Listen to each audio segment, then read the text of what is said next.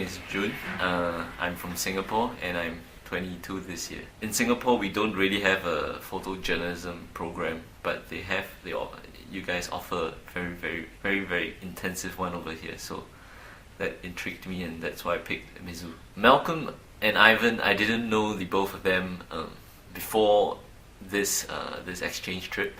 I knew them by name and by visual recognition when along the corridors of my school back home, but I didn't know them personally. So it was through coming to Missouri and through living beside them, cooking with them, and going through so much experiences with them that we've grown really tight.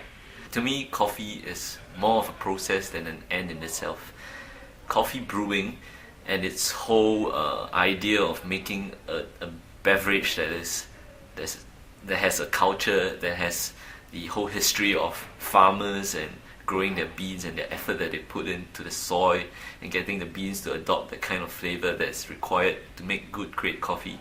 That whole idea just truly makes me involved in the whole coffee brewing process. Biking has always been a in thing for me. I've always traveled with a bicycle no matter what. Biking allows me to be in the open air instead of enclosed in the car, so I get to see a lot more.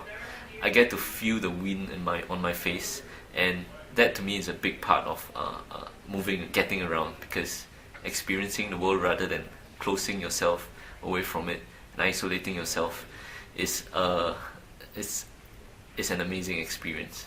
I started geocaching back in 2006. That was quite a number of years ago, but I wasn't really that much into geocaching back then in Singapore. I mean, I've heard of the idea. I was really interested in how people could leave random things lying about that no one else would know. Only those people who were in the know would realize that there were such things and would actively seek them. Well, back in Singapore, I wasn't so interested because if you know Singapore, it is an urban jungle. Whereas here in Missouri, there's actually such a thing as a countryside. That is something that I've not been able to experience before. Now, what geocaching really is it is a kind of activity that people would go and try and seek out caches, which are like boxes and Tupperware stuff that they would leave around, hidden, of course, and then they would post the coordinates where these caches are hidden onto a website. There are many things in the geocache. First of all, there's a logbook. You have to write down the date and time that you visited the place.